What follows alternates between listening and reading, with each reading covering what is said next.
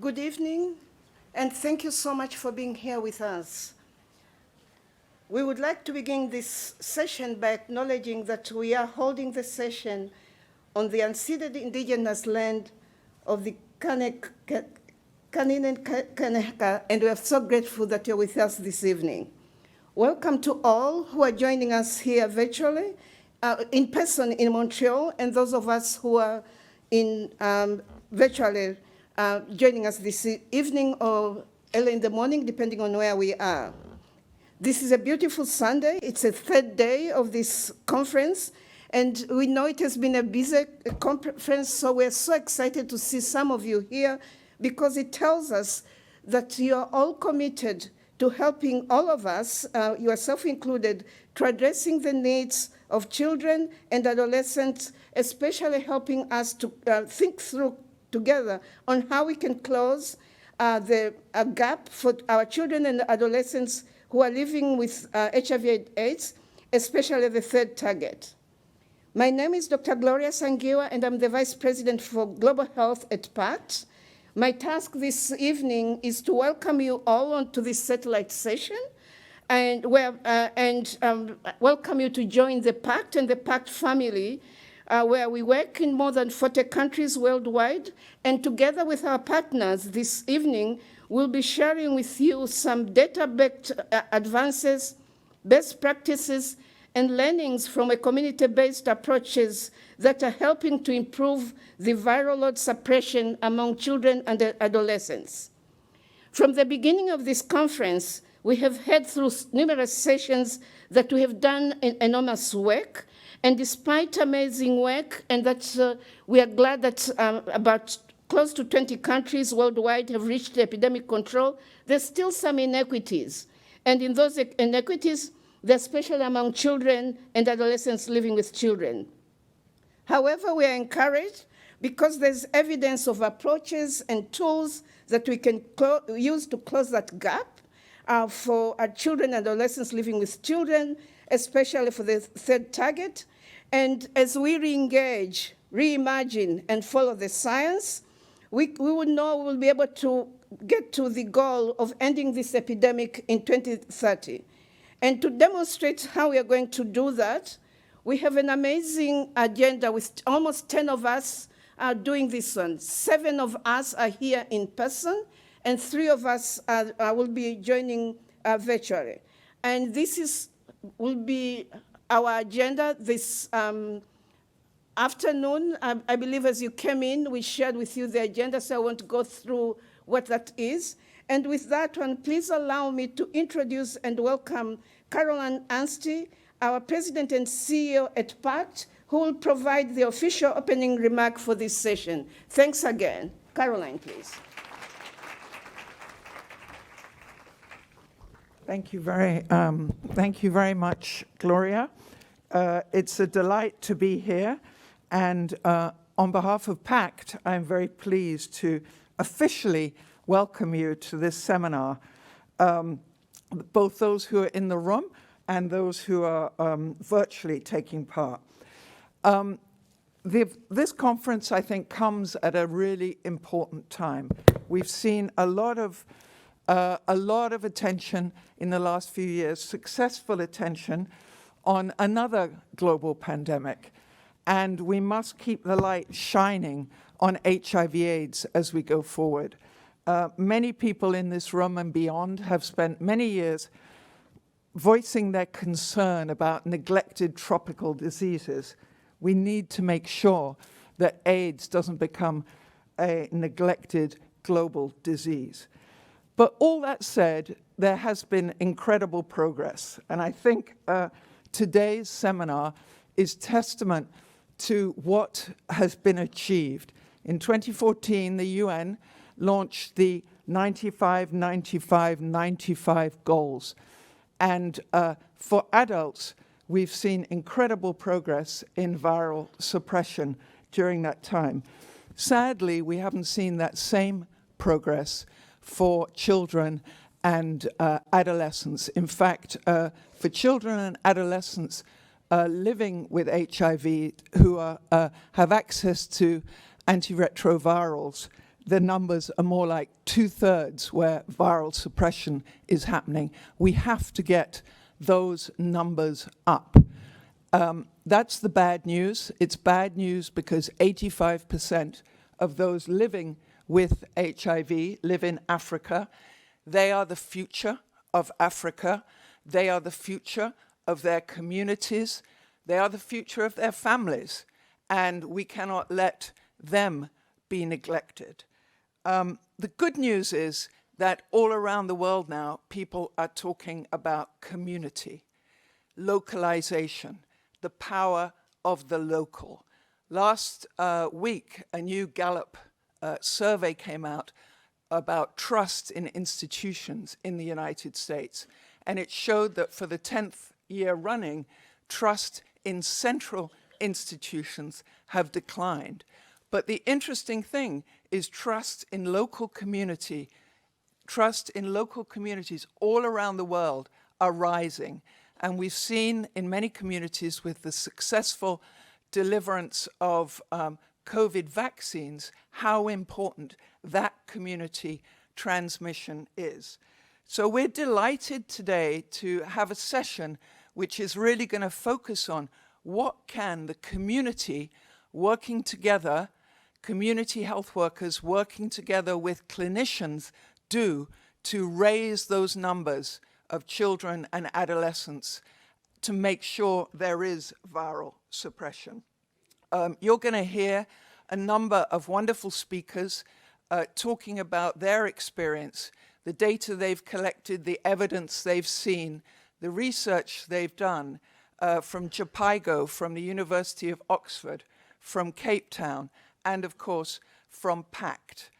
Let me take this opportunity. I'd like very much to thank the State Department Office of the Global Coordinator of AIDS and the USAID for all their great work, and particularly for their belief in Pact and the work that Pact does.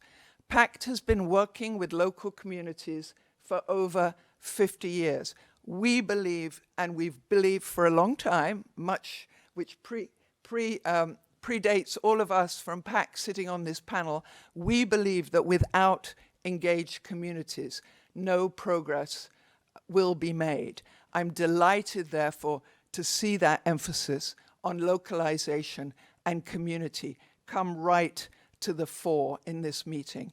And so I want to thank USAID, Office of AIDS, HIV, for all their support to us, to the Achieve program, and I'm really delighted we have the director of Achieve program, who I'm going to introduce in a minute, and for the support to Pact, for all the work my colleagues and many more people have done on orphans and vulnerable children.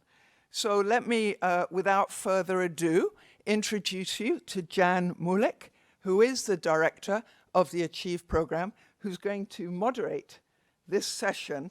And let me hand over the podium to her. Thank you very much. Hello? Okay. Hi. Thank you, Caroline, so much. I'd like to kick off the session today by welcoming our first set of speakers. This satellite session is going to be conducted in 2 parts. Each one will have a Q&A section. In the first part, we'll have 3 presenters, and they will present consecutively. Afterwards, we'll have time for a few questions. In the first section, we have presenting Gretchen Bachman. She's the Senior Advisor on OVC within the Office of the Global AIDS Coordinator and Health Diplomacy at the U.S. Department of State. She's on detail from USAID. Gretchen is PEPFAR's leading voice on the health and socioeconomic needs of OVC and spearheads the development of policy and programming guidance for PEPFAR's OVC portfolio, which serves 7.1 million children and their families. Next, we're going to have Dr. George Syberry. Dr. Syberry is an accomplished pediatric infectious disease physician and currently serves as a medical officer and senior HIV treatment advisor in the Office of HIV/AIDS at USAID. In his role at USAID, Dr. Syberry provides technical guidance on pediatric HIV treatment in PEPFAR country programs throughout Africa. Dr. Saiberry has participated in WHO HIV guidelines development and serves on the U.S. Pediatric ARV Guidelines and U.S. Perinatal HIV Guidelines panels. Next, we're going to have Lucy Kluver. Dr. Kluver is a professor of child and family social work in the Center for Evidence-Based Social Intervention at Oxford University. She's also an honorary professor in psychiatry and mental health at the University of Cape Town. Dr. Kluver works closely with the South African government, UNDP, USAID PEPFAR, UNICEF, UNAIDS, the Global Partnership to End Violence Against Children, and the WHO to provide evidence that can improve the lives of children and adolescents in sub-Saharan Africa. Alona Tosca is joining us online from South Africa.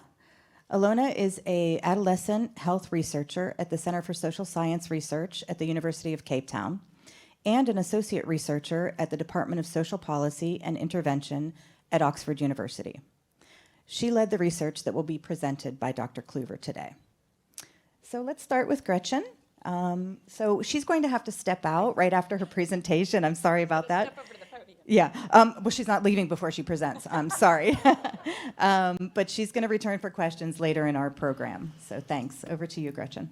Thanks, Jen. And just to explain, Pact has so many great programs that actually at the PEPFAR Equity Satellite, they're showing a video of the Pact Tanzania program, and I have to go over there when we do that and then come back and see you guys. So thank you for coming tonight, and thank you to Pact for inviting me to share in today's satellite.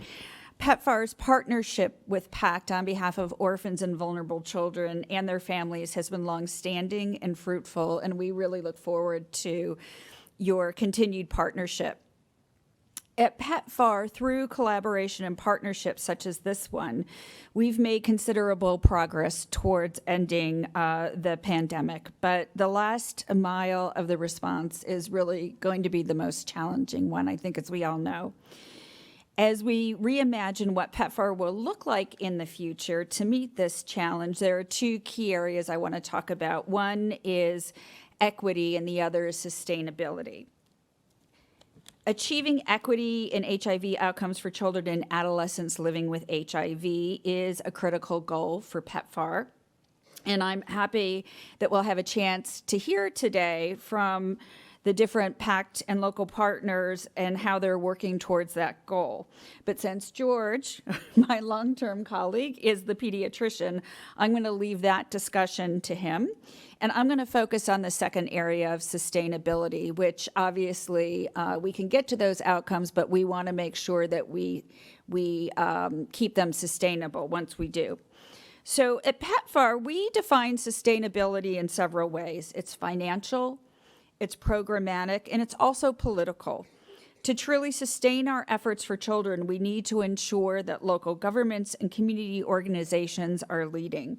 And I just want to say that Pact's work in Rwanda is a really great example of how to build a sustainable response for children.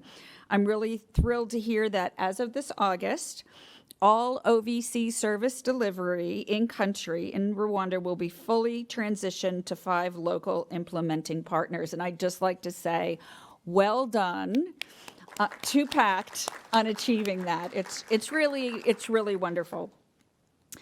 I also want to say, or to quote Dr. John Nkengasong, he said that service delivery and system strengthening are not an either or.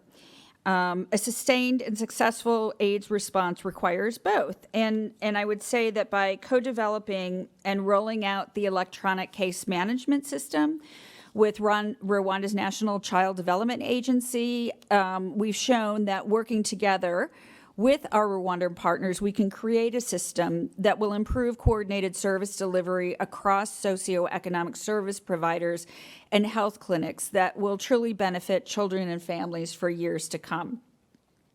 In all 3 countries presenting today, you've shown how crucial it is to strengthen a system that incorporates both health ministries and ministries of social welfare in order to meet the comprehensive needs of the most vulnerable children and families. And before I run out to go to my other packed session. I just want to say that when we talk about sustainability, you don't often hear about the sustainability of families, but for those of us who've worked in the OVC world for a while, this is really key to us. We need to show that families are more secure as a result of our interventions. Our partnership with Pact has resulted in families becoming more economically secure and parents becoming more equipped to nurture their children's growth, and in children and adolescents themselves becoming more resilient.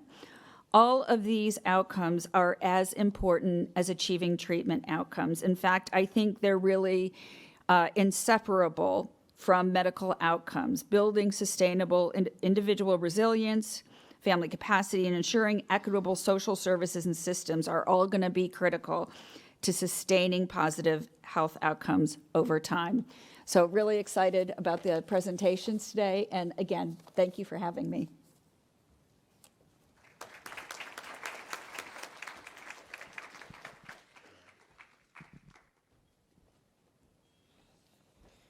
It's always nice to share the stage with Gretchen. Thank you very much for inviting me. As a pediatrician who's been working with and caring for children and adolescents with HIV for over 25 years, I'm really excited to see the progress that Pact and local partners are making to achieve the 395s for this highly vulnerable and important group.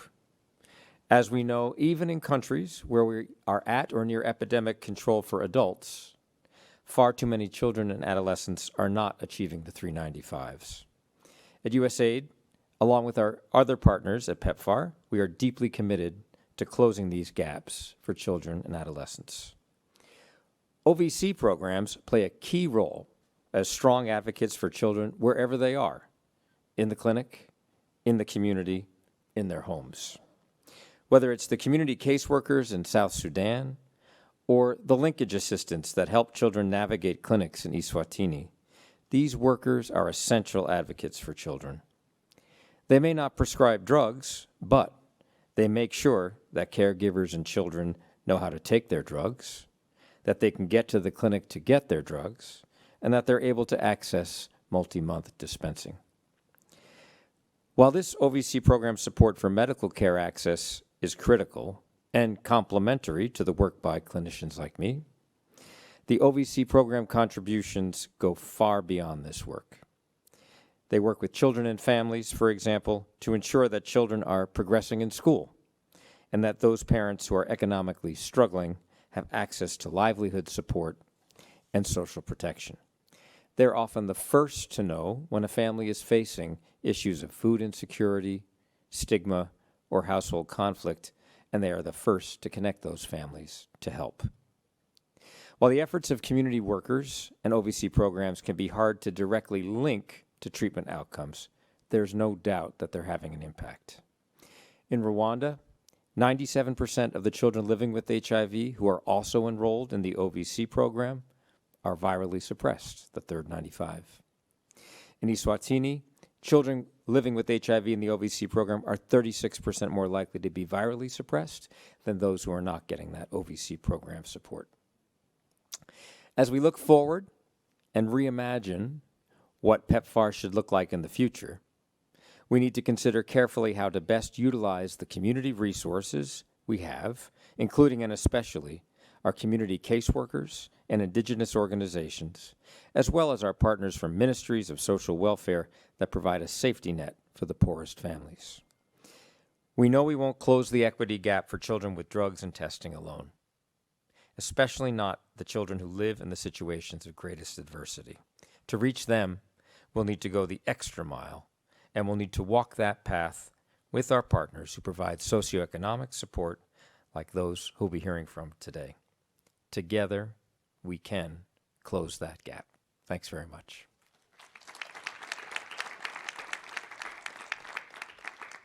Thank you.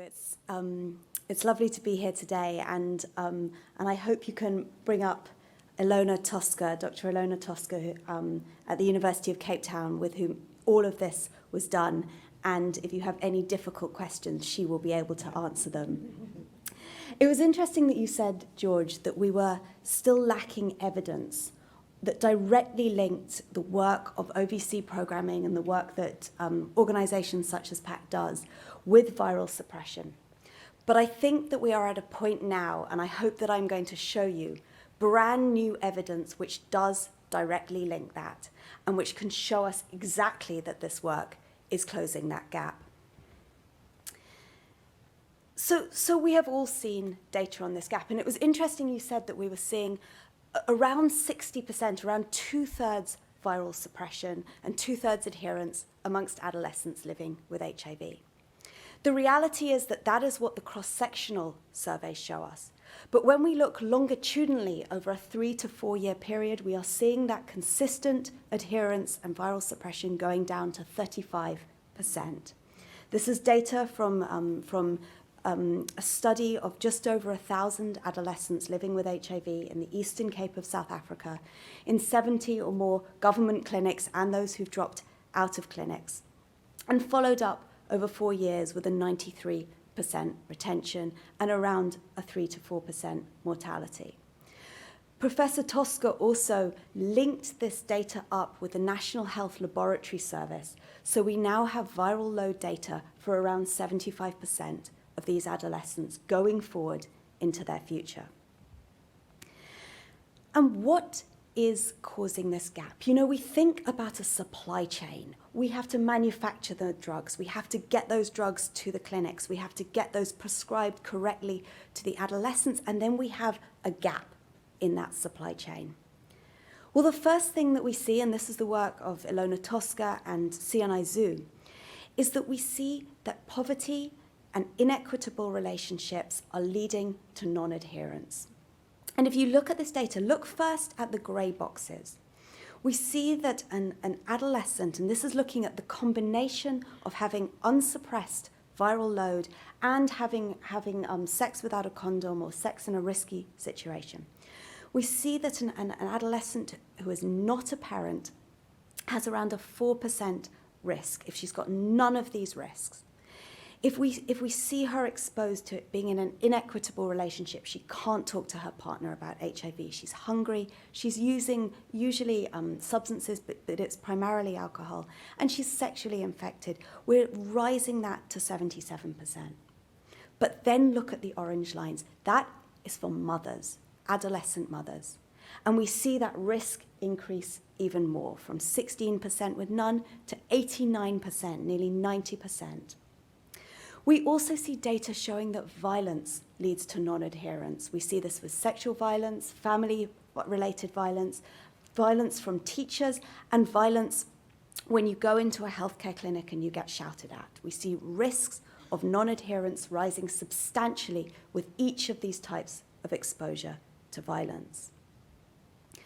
We also see, and we've known this for many years, that stigma is leading to non-adherence. Primarily, this is the work of Marissa Casali and colleagues, primarily through increased rates of psychological distress. So these are what is stopping the supply chain. But what are the solutions and what is helping close that gap? Well, first, we see, and again, this is the work of Ilona Tosca and CNI Zhu, we see an extraordinary impact of a simple combination of being able to afford to get to the clinic and not being shouted at when you get to the clinic. We see that leads, for whether you're an adolescent mother living with HIV or an adolescent girl living with HIV, to substantial increases, 20% increases in viral suppression. We see 15% increases in clinic attendance, reductions in TB symptoms, reductions in treatment interruptions, and increased adherence to ART, from getting them there and not shouting at them when they get there. We also see, and this is reflected in the work of Pact, but also in the work of Svandiri, of Pata, of Ketempilo, that a community health worker and a peer supporter can increase adherence in substantial randomized control trial evidence. It's now, I think, conclusive. We've seen that. We've also seen, and this is new analyses that we haven't yet published, that access to simple economic support to the household, ideally combined with having enough money to eat in the household, substantially increases rates of viral suppression. We see rates going from around 14% with neither food security nor a social welfare grant. This is the standard South African social welfare grant, up to around 30% with both of those provisions. So you've got to make sure they've got enough money to eat. You've got to get them there, give them some support, and not shout at them when they get there. We're also starting to understand a little bit more about the mechanisms of this effect. And this is just an example led by Janina Steinert of the impacts of having some economic well-being, enough to eat in your home. And we see that increases your capacity to get to the clinic, your capacity to eat food with your medication, and internally it reduces your sense of stigma and it improves your mental health, thereby leading directly, this is a structural equation model, to increased ART adherence. And crucially, we're finding, and this I think reflects the work that the OVC programs and DREAMS have been doing for many years, but perhaps without the numbers behind it, but that simple combinations increase ART adherence. So we see here the combination of a parenting program with this economic support and going to a school where you're not violently treated increases not only retention in HIV care, but a whole range of other outcomes. We don't just want our teenagers to be adherent, we want them to be happy and successful and have great futures. And we see that this parenting support is exactly what programs we see, for example, working with Pact in Tanzania, where it's been shown that their evidence-based parenting programs in a massive scale study with 50,000 families are substantially reducing rates of family violence, exactly those factors that are leading to this gap in the supply chain to viral suppression. And so I just want to end by saying that it is not just about what we are providing, but it is that adolescents themselves are able to increase and think and sustain their adherence. This is an adolescent advisor in our group who was talking about how she has the capacity to persuade herself each day that she's going to be able to do this. And so what are we talking about? What are the simple things we can do? We can get young people to facilities. We can give them some kind of respectful care when they get there. We can give them some kind of psychosocial support from a community health worker, from a peer supporter, from a caregiver. We can support their parents through evidence-based programs demonstrated in large-scale programs by Pact and others to be effective. And we can give them some basic economic support. We may not need to even do all of those things together. Some evidence shown, led by Lorraine Scher, has shown that just having 1 to 3 of these interventions can substantially improve outcomes. You may not need to provide a package of 7 or 8 in contexts where that is difficult or too expensive to do. And so I think we are at a new stage. We're at a new stage where we do now increasingly have the evidence we need, and we have a clear way forward.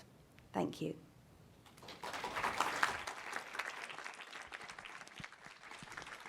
Thanks to Gretchen and George and Lucy for that really great presentation, and for Ilona for the research that she's conducting. This is wonderful.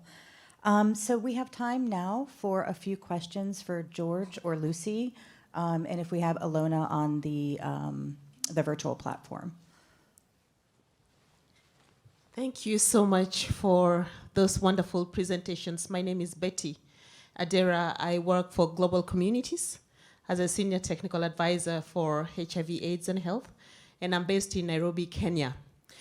Once upon a time in my public health life, I was chief of party of the first iteration of the DREAMS program in Kenya.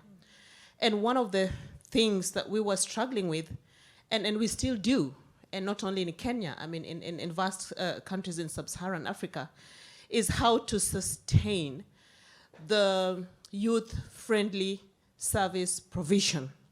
It has to be youth, it has to be girl-friendly, it also has to be young woman-friendly, like all in one. We had experiences where if we bring the nurse from the public health facility into the community safe space groups where the girls are, and of course a little bit of per diem and transport. She's so nice and she's lovely and she's motherly, and she's just, you know, the kind of healthcare worker who sort of like connects with these young women and adolescent girls, but find her in the health facility.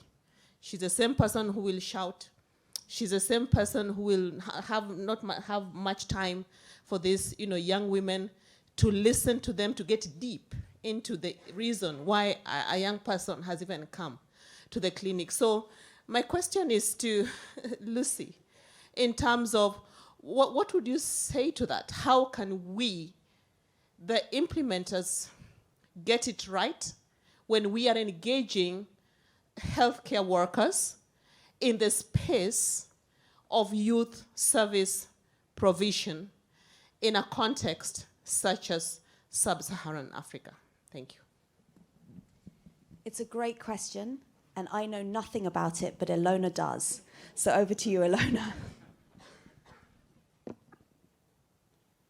I hope you can hear me okay. Okay, great.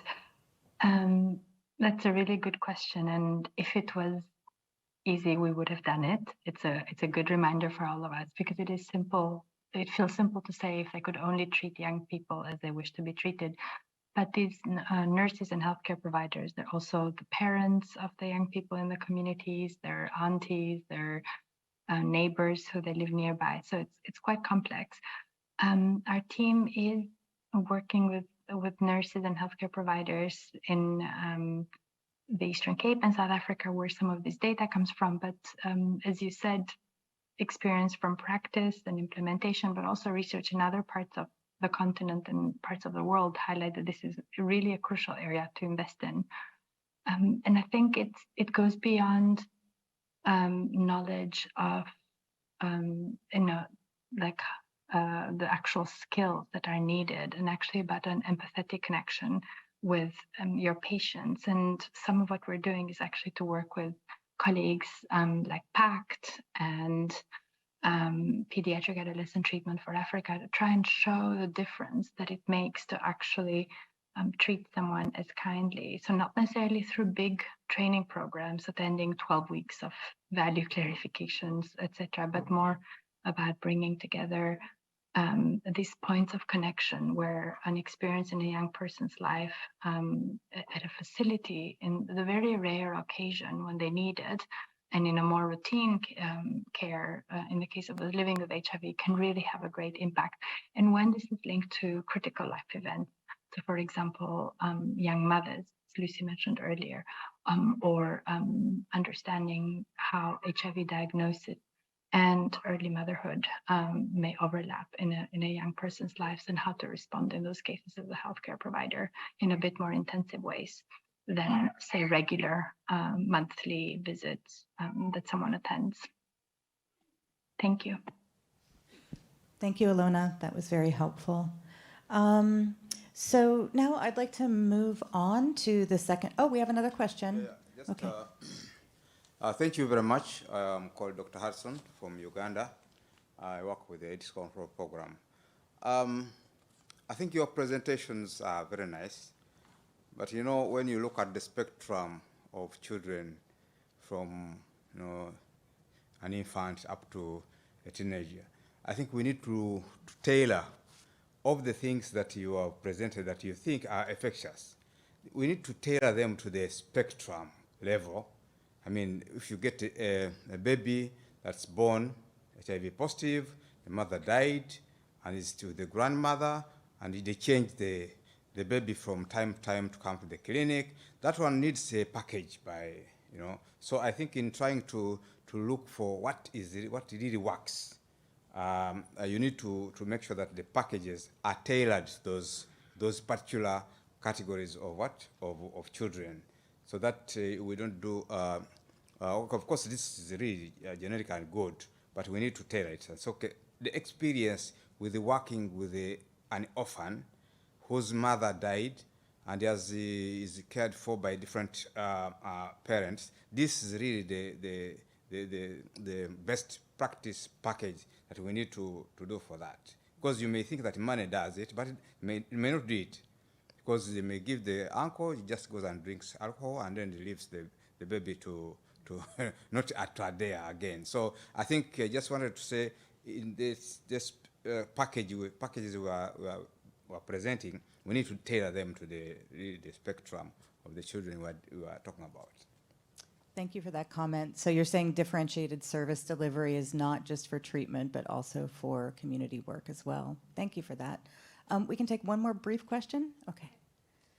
Thank you. Hi, I'm a physician in Buenos Aires, in Argentina, and we are having quite a big of an issue with young adults that were born with HIV and that transition quite poorly into adult care. They turn 18, they come to our department. Many of them are teenagers, some are around 26, 28 years old, and it's such a complicated population, it's really difficult to address. And regarding the mental health area, we were looking at this recent evidence in Africa about peer support, and we were wondering if we could do something similar. The thing is, HIV care in Argentina is primarily hospital-based, and there is not much in the communities. And we were thinking if we could be like matching these young adults with young healthcare providers that are kind of the same age and sort of kind of in the same, like in the same generational time, if they could serve as peers, or maybe not, maybe the distance is too big, maybe being HIV, most of people I work with are HIV negative, and being HIV negative and a healthcare provider in a hospital is too much of a gap for the young adults to consider them a peer, or maybe not, maybe it could work. But I wanted if you had some reflection or some experience or some thoughts about that. Thank you. I think that's a question for George. I can offer some thoughts. I think that period of transition is an especially vulnerable period for youth who are infected perinatally and then face all the usual challenges and beauties of adolescence, but carrying that with them. So the program started in Zimbabwe, Jandiri, really looked at sort of what you're saying, peer support, but these were often youth who were perinatally infected but had already reached their young 20s, so they were young adults, and pairing them up with the rising youth so that they were the same generation, close enough that they understood each other, but just ahead of them enough that the emerging youth looked up to them a bit and paid attention to what they said and were willing to hear from them. And that was often organized at the facility itself, not entirely out in the community. So I think you can do it different ways, but that model, it's called Jandiri, is a nice one to look at, and like everything, then think about how you might sort of adapt it to fit to your reality. I don't know, Lucy, if you want to add anything to that. Spot on. All right. Thank you. I think we have to move to the next section, but everybody's going to stay until the end, and we have another Q&A then. Is that okay? Okay, thank you. Okay, so now we're going to move on to the second portion of our session, where we'll hear from Tanzania, Eswatini, South Sudan, and Rwanda. Three of these next presenters work on the USAID-funded Achieve project, which is led by Pact in partnership with Japaigo, Palladium, Why Her, and No Means No. Achieve is active in 9 countries and has 2 objectives. The first one is epidemic control in children, adolescents, and pregnant and breastfeeding women. And the second one is transition of leadership and implementation of the project to local partners. So first, we're going to start off with a video from the Achieve project in Tanzania, in which we follow a day in the life of a community caseworker, Salma Safiri Robert. Kwa jina naitwa Salima Msafiri Robert. Mimi ni mtoa huduma wa kujitolea kata ya Mwananyamala, mtaa wa Kambangwa. Majukumu yangu kwenye mradi wa Achifu, mimi kama CCW huwa napata rufaa kutoka kituo cha afya tiba na matuzo CTC. Rufaa ile napewa ya mtaa husika ambao mimi naufanyia kazi. Na rufaa ile huwa inakuwa na namba ya simu. Kwa hiyo mimi napiga namba ya simu kuwasiliana na mlezi, akikubali ninasajili ile kaya.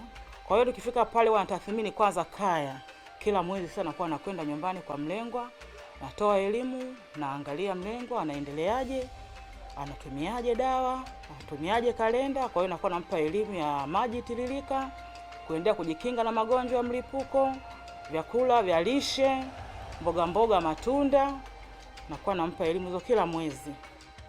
Kupitia mradi wa chifu wamenipeleka mafunzo siku 5, na pia nilipata mafunzo kwa mwongozo wa kitaifa siku 21. Nazo walifundisha ni jinsi gani unatembelea kaya. Ukifika kwenye kaya unatakiwa ufanyaje?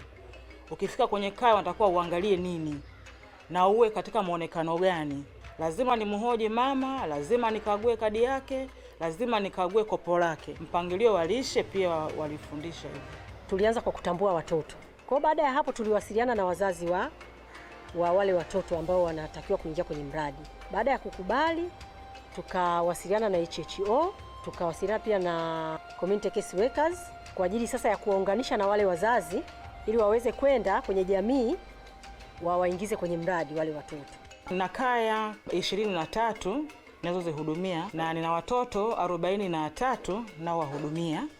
Kati ya watoto 43, watoto 19 wanaishi na maambukizi ya virusi vya ukimwi. Wazazi 23, wazazi 18 wanaishi na maambukizi ya virusi vya ukimwi, lakini wazazi 5 wao wanalea watoto wenye virusi vya ukimwi. Mpaka sasa hivi tumewaingiza watoto 232 katika wale 244 ndio tunaowafuatilia kwenye mradi wa Achieve.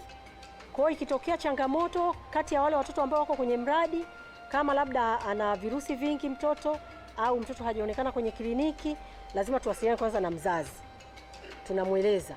Baada ya hapo tunawasiliana na community case workers. Kwa hiyo ataenda kwa yule mtoto, atatusaidia sasa kumleta yule mtoto kwa ajili ya ushauri ili tujue shida ni nini na ili aendelee vizuri. Napofika pale nyumbani kwa mteja wangu, nikiangalia kadi yake, majibu yake yamekuja na ana virusi zaidi ya 1000, nampa rufaa kumpeleka kituo cha tiba na matunzo. Nikifika pale nitasikiliza na mimi anapopewa ushauri pale kwa daktari. Ushauri atakaopewa kwa daktari pale mimi nitaufuatilia nyumbani mara kwa mara kujua ule ushauri anaufanyia kazi kweli.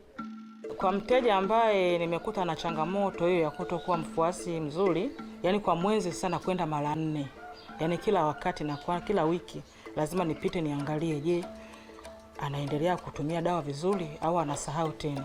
Wakati huo akiwa na ile kalenda, kila siku anachati kwenye ile kalenda. Kwa hiyo mimi nikifika naangalia ile kalenda na ichati. Kwa hiyo nikigundua ile kalenda na ichati, najua na dawa anatumia vizuri. Nikimwomba kopo kwa inakuta dawa ametumia vizuri. Na mimi nitajuaje sasa kama ametumia dawa vizuri? Kubadilika kwake yeye. So utakuta sasa afya yake inabadilika, unajua huyu kweli anatumia dawa vizuri. CCW anatupa ule ushauri jinsi ya kumpa mtoto dawa kwa wakati. Kwanza anakuambia mtoto anatakiwa aliashibe kwanza, alafu ndio umpatie dawa kwa wakati. Kama ni saa 3 iwe saa 3 kweli. Kwa hiyo nilikuwa na mimi najitahidi kuweka alarm kila inapofika tarehe ya kurudi hospitali, na mimi nakuwa nimekumbuka ile tarehe. Mafanikio tumeyaona kwa upande wa ufubazi wa virusi, kwa sababu tulikuwa tuna watoto ambao walikuwa wana high viral load. Walikuwa kama 10 hivi, karibia 6 wamesuppress. Kwa hao wengine ambao bado, kuna ambao wanaendelea na session na kuna ambao wanasubiri kupima. Kwa hiyo tunaona kuna faida. Sasa hivi najivunia kaya zangu ninazozihudumia. Wateja wangu wengi wanapata dawa za miezi 6 na wengine wanapata dawa za miezi 3. Nimewapa elimu ya kutosha kushirikiana na vituo vya afya, hasa wameelewa wanatumia dawa vizuri. Afya ya mtoto wangu iko vizuri, kinga zimepanda, hata uzito pia umepanda. Nashukuru sana. Najivunia kwa sababu kwanza nimefaidika na elimu niliopewa na mradi. Yaani niko kama daktari sasa hivi. Nikimuona mtu au akinieleza shida yake, najua kabisa huyu anahitaji jambo fulani. Basi namwambia hebu tuende kituoni. Naenda kuona na wataalamu wanamsaidia.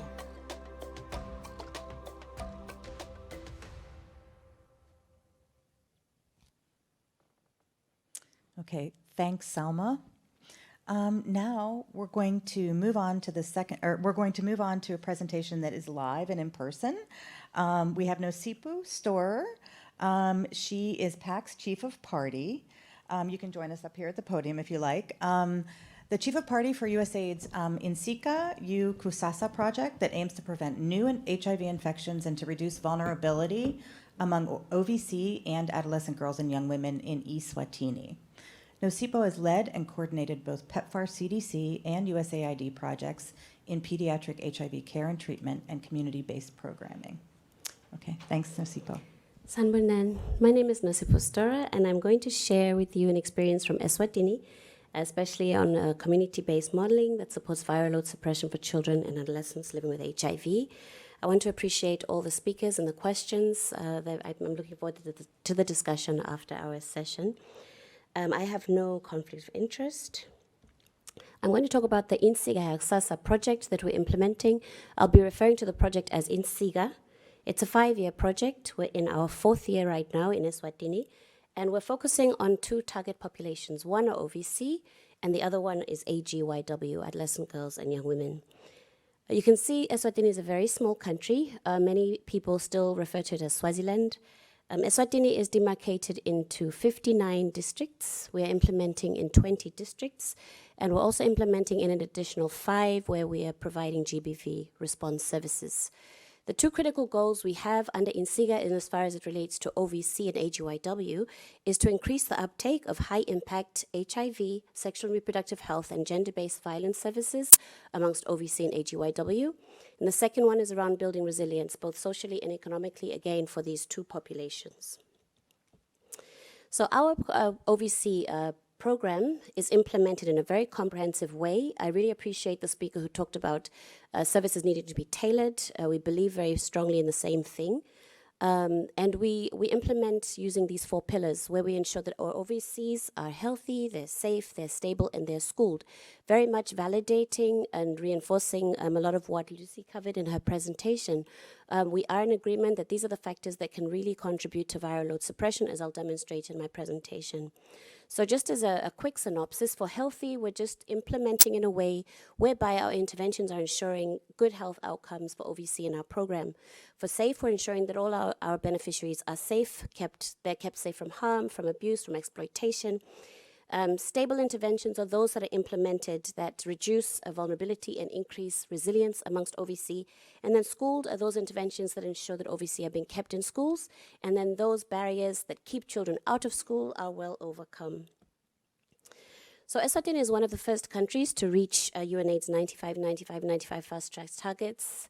By 2020, we were at 98, 97. So as a country, we've made some great strides in this area. However, coming back to something Caroline said, there's still an unmet need for young children, especially those under the age of 15 years. Our Ministry of Health data tells us that about 11% of them are HIV positive, but they're still not linked to treatment. So as the Insiga Aksasa project, our priorities are to find those children, to support them with improved health outcomes, including those who may not be diagnosed, who are unable to initiate, who are unable to access art, and those who have interrupted treatment. So coming to our project, if you look at the right-hand side on the graph, I'll just show you our enrollment cascade for CLHIV who are between the ages of 0 to 19. So as of project inception, we had 5,500 OVC, or CLHIV, let me say, who are enrolled in the Insiga project and also on art. 99% of those were adherent to their art treatment. 69% of those were eligible for viral load testing, and of that number, 93 were virally suppressed. So I'm going to talk about how we get those numbers and what we do in the OVC program. I think it was, yes, George said something really powerful about how community caseworkers like Selma, same as the ones we have in Swaziland, are the ones who will connect you to OVC. So when people don't know where OVC are, or if they've lost a child, the community healthcare worker who goes to their home routinely, and it's an institutionalized practice, is the one who can tell you where that child is. We couple several different types of interventions in our OVC program, particularly interventions that bring together community interventions plus clinic interventions. So with the community piece, we have home visitors, very much like Selma, who visit OVC households at least once a month. In that household, the home visitors are tracking, very much like what Selma did, the comprehensive welfare of that family every month. The home visitor is the one who can identify and connect a family to the services that they need very quickly. The home visitor is also the person who will be able to tell a health facility staff member where they can find a child who is lost to follow-up or missing from care or has interrupted treatment. They're the first person who can do that. Also, the home visitor is the person who is going to talk to the family, have a good relationship with that family, and be able to take back and bank the feedback that the family has about the experience that they're having in our OVC program. We have to really lead our program with what the beneficiaries say they desire and want in the way they want to live their lives. The home visitor is the person who articulates that to the health care facility teams and to OVC partners like Pact. That is coupled with somebody in the health facility. We placed linkages for assistance in our health facility. Again, George did allude to them. And those linkages of assistance were pivotal for many reasons, mostly because we needed somebody in the health facilities who could be the point person for every CLHIV coming to the health facility to ensure that they were enrolled into an OVC program. Although, let me start by saying they were offered enrollment into an OVC program and then subsequently enrolled into that OVC program. Subsidiary services that the linkages assistant provides are services such as supporting patient tracking or supporting with teen clubs, where there's somebody who is tasked with that task in a facility. It means that they become part of the facility teams with a very defined scope of work that advantages OVC programs and clinical partners, and it marriages the two, clinical components and community components, into a core program that's identifying and following and supporting the same child. So this is an example of one of our linkages assistants who is working in a facility. There were some steps that we had to take in Eswatini to have those linkage assistants in the facility. First of all, we had to collaborate very closely with our clinical partners. I really want to appreciate those who are here. The clinical partners worked with us as Pact to develop memorandums of understanding. We jointly developed SOPs for us to really document how we were both going to be accountable and responsible for bringing the community and the clinical pieces of care for CLHIV together. We also had to engage our Ministry of Health because we didn't want a situation where linkages assistants were placed in facilities and then there was resistance from the health facility teams. So the Ministry of Health endorsed their presence in the health facility. That was done through the National AIDS Program, which was also very pivotal because then they were recognized in the facility as being a resource and a support arm to the existing staff, rather than a situation where a health facility team is tasked to do something, but there are no accompanying resources to support them to do that. So once we got the endorsement, we then needed to make their presence very visible. So we blasted it on all our social media platforms. We made what you see in front of us, we call them face pages. These are posters that has the face profile of a linkage assistant. It has his or her name, her contact details, and it also has the community in which she serves. We placed these on our social media platforms. We also placed them in all the health facilities that we're covering in our project. We also placed them in all the constituencies or the community centers where people often gather for community meetings. We did that because we needed to ensure that every community member knew who was available in their community to support them when they got to the clinic, including issues of navigation from site to site, which is a very important question that my colleague from Kenya asked. So this linkages assistant was placed in the facility to structurally ensure that all CLHIV come to the facility were enrolled into the OVC program. But because the linkage assistant was also part of the team, they were able to support efforts of reviewing clinical data in as far as CLHIV, which was really critical because then they could look at CLHIV who were in the community but not enrolled into OVC, and they could facilitate that was done quickly with the support from the home visitor. Number two, they were able to identify CLHIV who had a high viral load and needed to come for viral load stepped up adherence counseling or case conferencing. Those who were due for a viral load test who needed to come in. Having a linkages assistant in the facility enabled us to quickly identify CLHIV who needed viral load support for whatever reason or another and give them that support without any wastage of time. So I'll quickly just go through our steps for our viral load suppression analysis and how we did that in Eswatini. We looked at our national data set of all CLHIV under the age of 19 from the period of June of this year to date. At that time, we used the Ministry of Health data. We had 12,900 CLHIV in the national data set for that time period in that age group. Of that number, those who were eligible for a viral load test were 9,182. And of that number, 99.7 of them had a documented viral load in their case file. We did eliminate those without a documented viral load test, so those were not part of our analysis. And we remained with a cohort of 8,960 CLHIV with a documented viral load. This is the cohort that we then used to do a subsequent bivariate and multivariant analysis to look at predictors of viral load suppression amongst CLHIV. Just as a side note, the viral load suppression for this cohort was at 94%. So I'm just going to quickly talk you through the predictors that our multivariant analysis indicated to us. So we looked at beneficiary type. These were our predictors, whether they were in the project or not. We looked at age bands. We looked at gender by male or female. We also looked at duration on ART. We looked at multi-month drug pickup scheduling. And we also looked at drug regimen, particularly DTG, whether they were on that or not. And this is what we found. We found that age was a predictor of viral load suppression among CLHIV, gender was not. In terms of age, those who were under the age of 1 and those who were between the ages of 5 to 19, those who were between the ages of 10 to 14 were more likely to be virally suppressed compared to 15 to 19-year-olds. Duration on ART was not significant on the multivariant analysis, but was significant on the bivariant analysis. I'll come to that in my next slide. Multi-month drug pickup and current ART regimen were indeed predictors of viral load suppression among CLHIV.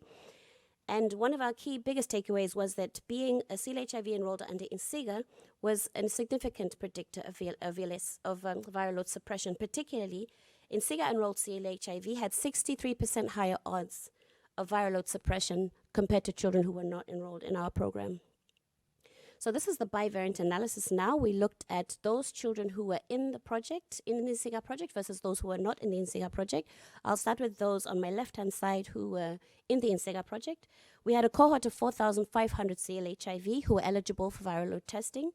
All of them, or almost all of them, did receive a viral load test, and 93% of that number were virally suppressed. If you compare that to the cohort of children who were not in our program, we had a comparable size cohort of 4,628 CLHIV. Again, almost all of them did receive a viral load test, and 91% of those were virally suppressed.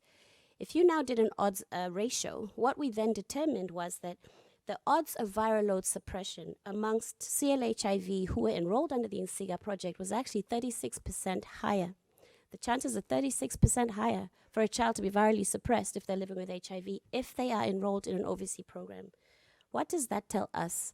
It really tells us, very nicely, it validates the point my colleagues have been making, that OVC programs, because they offer a very wide range of comprehensive services, including the clinical package to the extent that we can, they're really able to contribute uniquely to viral load suppression among CLHIV. They offer something very unique. Sometimes I wonder what that unique element is. That element is the fact that a lot of our work is qualitative. We believe in relationships. We believe in commitment to families and commitments to OVCs that are long-term and sustained. And that's what makes the difference. It's almost the things that data doesn't really count because it's so qualitative, but it's the things that directly contribute to sustaining viral load suppression and keeping people in care when they feel happy about their lives. We also learned through this that home visitors and linkage assistants really play a critical role. That marriage is really important. And I wanted to appreciate my colleague who talked about a lot of the interventions being facility-based and how the community interventions are often, if they're not there, then outcomes are not as good as they can be. You need to have that marriage, because that marriage is what it will influence viral load suppression and also even viral load access. It helps us to quickly identify who needs a viral load intervention and get that intervention to them as quickly as possible. The results also showed us that DTG regimens are a significant predictor of VLS. So as OVC partners like Pact, one of the things that challenges us to do is to ensure that all CLHIV who are ART naive are started on DTG, and all of those who are not ART naive but are not on DTG need to then be switched to DTG if that is feasible. There's a clear link from our analysis between viral load suppression and being on ART in the longer pickup models, the longer MMD models. And I think this is a very good point for discussion for Pact, to look at CLHIV who are adherent long-term and who are stable. If we can recommend that they're on a longer drug regimen in terms of, a longer MMD regimen, that has indicated to have stronger impact in terms of their viral load suppression. But of course, this has to be balanced against the monthly home visitation support that a CLHIV is getting at home, so that they're not absent from us for a very long time. Okay, although this was not directly analyzed in our analysis, it's evident from the data that we've just seen that there is a link between teen clubs and viral load suppression. Why do I say that? I say it because our data showed us that teens, CLHIV age 10 to 17 had high viral load suppression. In Eswatini, many of those teens are in a teen club. So what that challenges us to do as OVC partners is to ensure that all health facilities are having a teen club, where CLHIV are able to meet their peers and get a tailored package of psychosocial support. They get social assets from being with other children. They get a lot of support from the health facility teams in a multidisciplinary and in a very tailored package. And then lastly, I really do want to acknowledge and appreciate USAID and OHA for the inclusion of custom indicators for viral load within our OVC program. In the last year, that has been pivotal for us, just to be able to be deliberate about tracking routinely viral load status of all children in our program. And then it has enabled us to also quickly provide interventions for children who need viral load support. Siyabonga.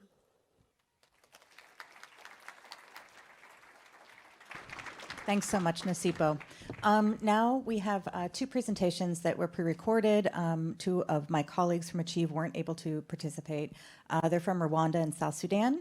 First, we'll have Peter Moora, who's the project director for Achieve, led by JPIGO in partnership with Pact. Peter's a development specialist and an M&E practitioner with 15 years of experience implementing HIV projects, targeting OVC, AGYW, and key populations. Then the second one is from Moise Mutabazi. He's our project director in Rwanda. He's got more than 10 years of technical and management experience leading HIV programs for children and adolescents, working hand in hand with government partners and strengthening the role of communities and civil society organizations. So we can roll those two, please. Hello, everyone. Greetings to all of you from South Sudan. My name is Peter Moora. I'm the country program manager for JPIGO, implementing the Achieve project together with Pact.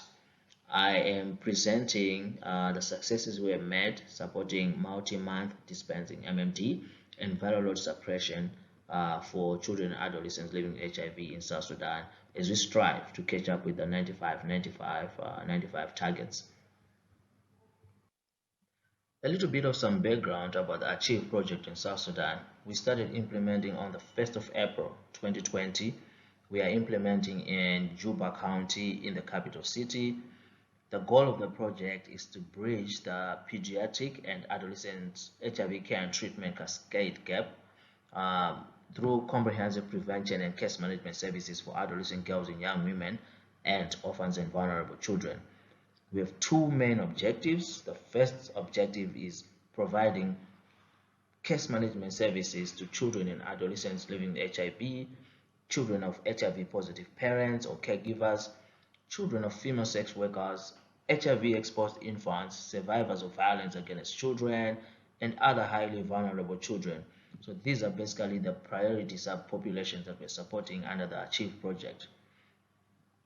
The second objective is Dreams, where we are working with adolescent girls and young women to reduce the risk and vulnerability for HIV among adolescent girls and young women aged 15 to 24 years using a set of evidence-based economic strengthening interventions to address the structural drivers of HIV acquisition in South Sudan.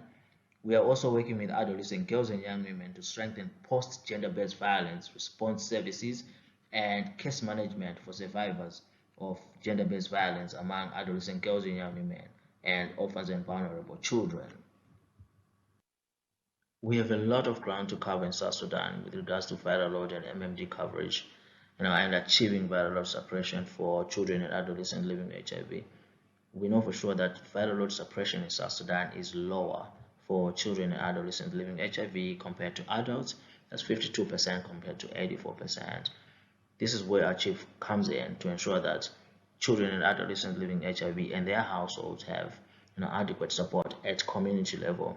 Achieve is the link between the health facility and the community.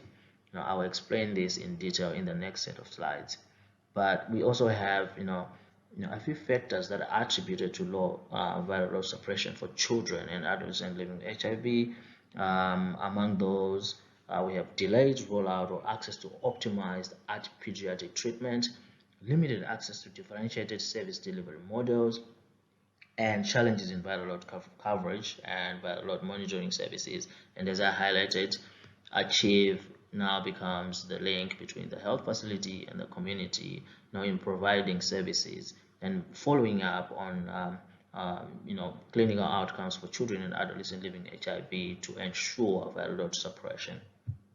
So, what does success mean in the OVC program in South Sudan? Case care workers play a very important role in the OVC program. Clinic community coordinators play a very important role in the OVC program. Let me break that down for you. As soon as we identify a newly HIV positive child or adolescent, we offer enrollment into the OVC program. If the caregiver gives consent, we enroll that child or that adolescent through clinic community coordinators at health facility level. After enrollment, the household is introduced to case care workers for the provision of case management services. Case care workers have a very important function in the community in supporting children and adolescents living with HIV and their households. And these are some of the functions they play in the community. Children and adolescents living with HIV and their households receive eligible OVC case management services through home visits and, in special instances, particularly during the COVID era, through phone calls. Children and adolescents living with HIV have their outcomes well documented at health facility level by clinic community coordinators, including information about their households. We also orient and continuously mentor case care workers on the different aspects of clinical outcomes, including ART regimens, importance of MMD and viral load suppression as part of case management. Children and adolescents living with HIV, their MMD and viral load outcomes are monitored by CCW at household level, which I just mentioned, and all children and adolescents living with HIV eligible and due for ART refill and viral load tests are then referred to or accompanied to the health facilities. Beneficiaries receive reminders of upcoming clinic visits, including ART refill, enhanced adherence counseling from case care workers. They also this is done through SMS, phone calls, or home visits, and we have a dashboard to track client level data on HIV outcomes and inform program decisions. A little bit of data on viral load suppression and MMD for children and adolescents living with HIV in the OVC program, which is attributed to the community-based activities implemented by Achieve. 84% of children and adolescents living with HIV in the OVC program are virally suppressed. And this data is as of March 2022, compared to 52% viral load suppression for children and adolescents living with HIV in South Sudan or across South Sudan. Viral load, in terms of viral load suppression rates between 2022, which is what we continue to monitor, among the children and adolescents living with HIV, viral load suppression increased from 63% in 2020 when we started implementing to 84% between September 2020 and March 2020. In this graph, we see that viral load suppression is consistently stable for children and adolescents living with HIV who have been in the program for more than 6 months. The project supports children and adolescents living with HIV to achieve viral suppression using a set of benchmarks. This means that if children and adolescents living with HIV are in the program over a specific period of time, they are likely to achieve viral load suppression. Here's some supporting data in terms of MMD. Of the 498 children and adolescents living with HIV we are supporting in the Achieve project. 83% are on MMG, 22% are on MMG 3 to 5 months, and 65% are on MMD 6 months plus. This graph shows MMD coverage and viral load suppression for children and adolescents living with HIV. Over time, we see that there's an increase which became constant at COP20 Q4. So this is evidence of the successes of some of the activities that are implemented by Achieve in the community to support children and adolescents living with HIV achieve viral load suppression. For non-suppressed children and adolescents living with HIV, we conduct case conferencing. So case conferencing is a process whereby issues are discussed among Achieve staff, case care workers, clinic community coordinators, and clinical implementing partners to identify causes and solutions to non-suppression. So each of the stakeholders has a role to play. Achieve activity manager collects additional data from the health facility for all non-suppressed children and adolescents living with HIV, and then they document the data or the information about each individual case for discussion with the case care worker, clinic community coordinator, ART providers who belong to clinical implementing partners, and then the caregiver also participates in the discussions. From the discussions, action points are drawn, an action plan is drawn, and each of the case care workers, clinic community coordinators, the ART provider, and activity manager are given specific tasks. The case care worker's role is to follow up in the community, to monitor such activities as enhanced adolescent counseling, which lasts for 3 months, for example. And then from all those activities, further action is drawn depending on the initial outcome. Once the children and adolescents living with HIV have their second viral load test, depending on the outcome, this case can be closed, and then the project will continue to provide case management services to that particular child. If not suppressed, and then the child or the adolescent will undergo extended enhanced adolescent counseling. What is next for Achieve in South Sudan? We'll continue to provide community-based treatment continuation, literacy, disclosure support, appointment reminders, and accompany children and adolescents living with HIV to health facilities for their appointments in terms of ART refill, viral load testing, and other clinical appointments. We'll also work with clinical partners to ensure that children and adolescents living with HIV are put on optimized ART regimens and MMD if they're eligible, and they become readily available. The project will continue to collaborate with health facilities and community structures to monitor clinical outcomes at community level to ensure viral load testing and suppression. We'll ensure that all virally non-suppressed children and adolescents living with HIV will undergo case conferencing and enhanced adherent counseling to achieve suppression. We'll develop digital trackers. This is work that's already ongoing to assist in monitoring viral load and other clinical outcomes for children and adolescents living with HIV. Hey everyone, my name is Moise Mtawazi and I'm the Chief Rwanda Project Director. My presentation will focus on the sustainability and engagement of the governments in OVC programming in Rwanda. Achieve Rwanda is a PEPFAR and USAID funded project aiming to reduce vulnerability and HIV incidence among OVC and HYWs. It was launched in Rwanda in July 2020, and the implementation is led by Pact, supported by a range of local and international organizations. Achieve offers comprehensive case management volunteers to supported beneficiaries through the case management volunteers who are assigned to individual households, supporting children and adolescents living with HIV, as well as their caregivers. So the site navigators are also another type of volunteers who are assisting children and adolescents living with HIV and their families through referrals and linkages to clinical services from community to facility. We are also supporting the local leadership, where the local partners are leading the service delivery in partnership with the Rwandan Network of People Living with HIV and the government of Rwanda through Rwanda Biomedical Center, which is a government agency operating under the Ministry of Health.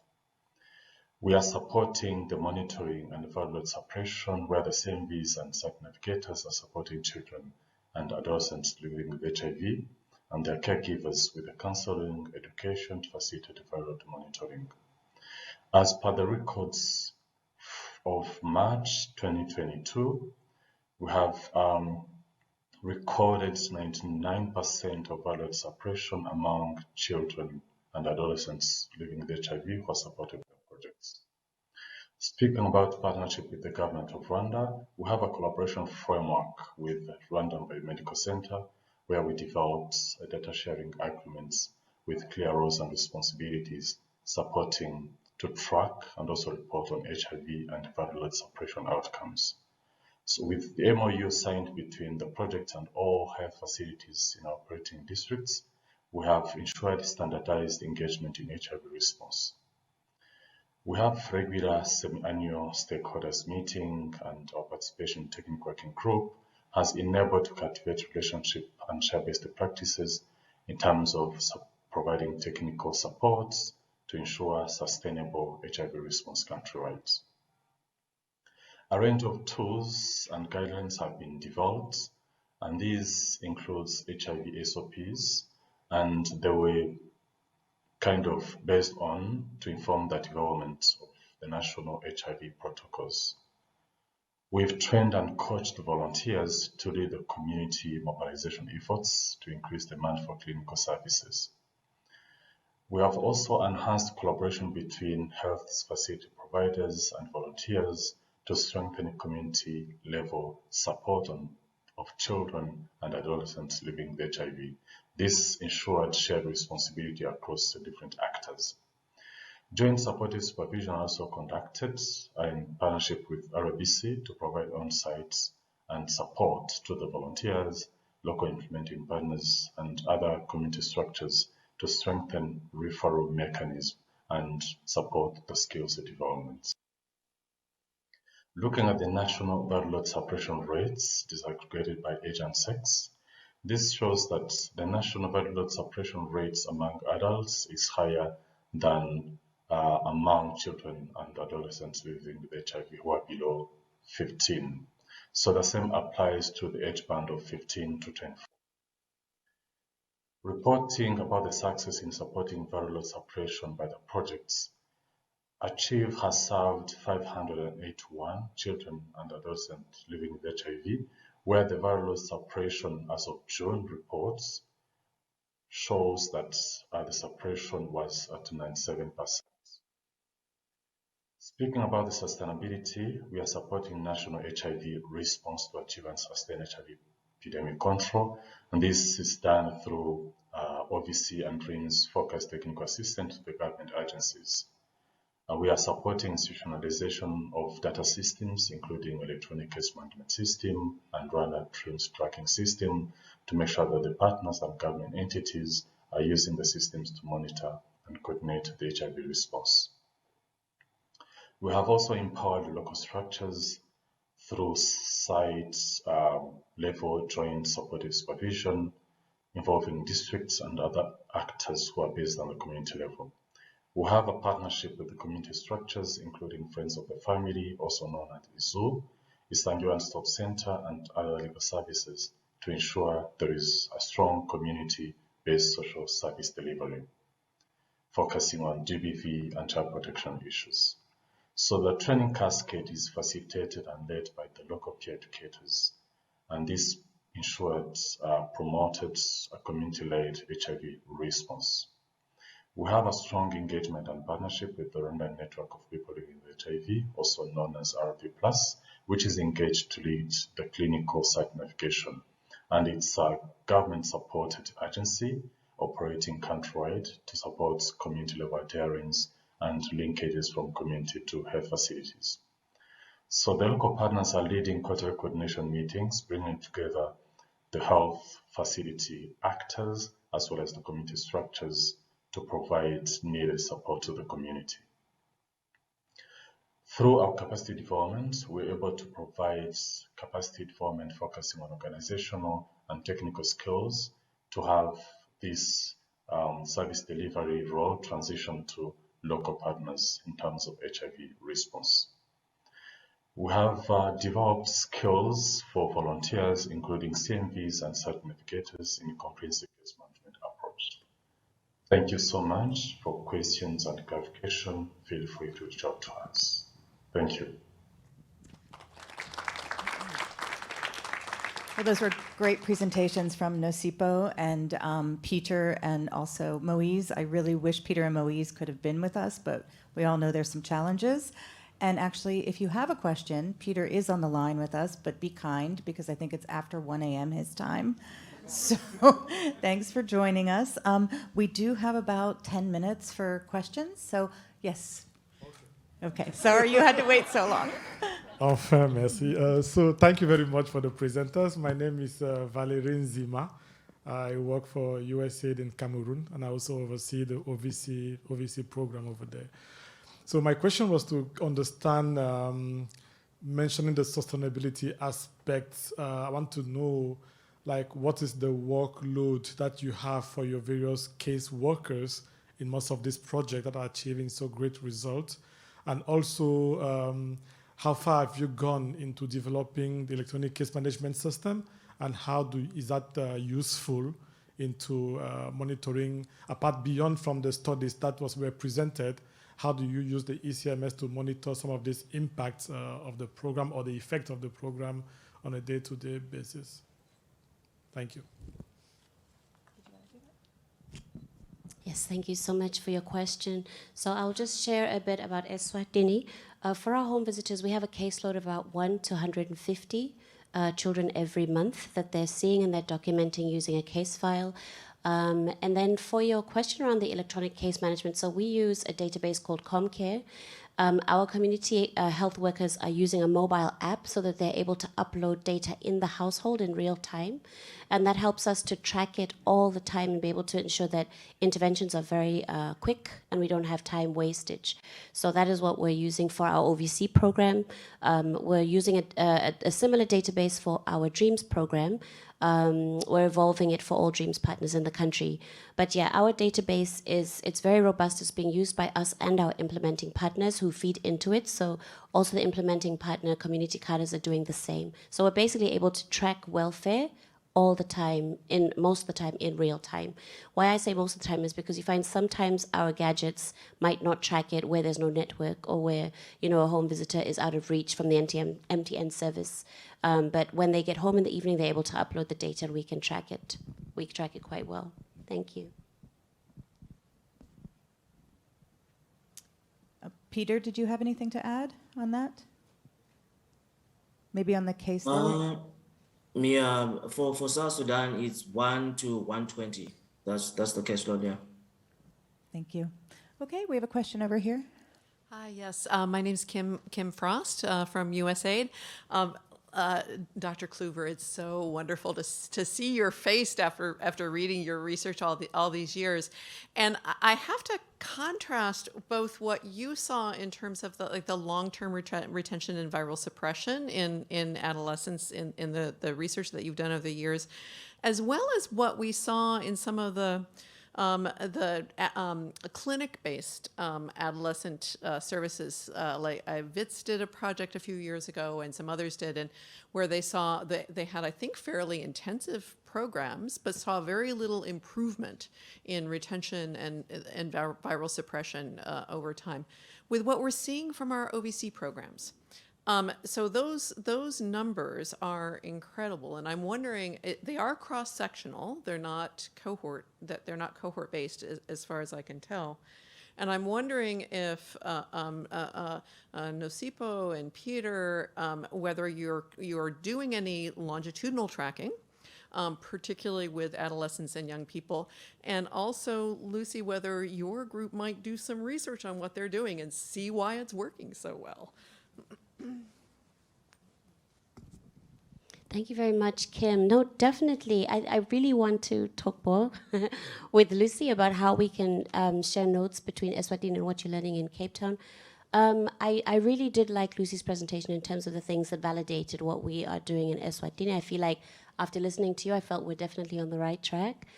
We have a lot of data, Kim, and we do track longitudinally. For example, if we're looking at a certain thematic area, that's definitely something that we're able to do. Yeah, but I think to your comment, definitely we will be in touch with Lucy. Yeah. Excellent. Well, thanks everybody. We only have a few minutes left, so I wanted to give a few takeaways, key takeaways for this session. First of all, USAID is dedicated to reaching especially the first and the third 95s for adolescent and children. And, you know, we note that Dr. Nkengasong, our new Global AIDS Coordinator, has stated throughout the conference that community is key for us to have epidemic control. Also, we note that community-based work leads to improvements in viral load suppression. Nisipo shared with us the marriage between the clinic and the community that was so successful that it increased 36% the viral load suppression in the children. And then lastly, also, with all of this new wonderful research that you're bringing out, it's vital to continue the OVC projects and those that focus on adolescent girls and young mothers and their comprehensive needs in order for them to reach viral load suppression and be successful as well. So I want to thank our presenters for coming today, our kind audience for being here late on a Sunday evening, and especially Peter for being here very late on a Sunday night, Monday morning, and to the community health workers who are really vital to all of our OVC projects' success. Thank you so much for participating today. We really appreciate you. Thanks.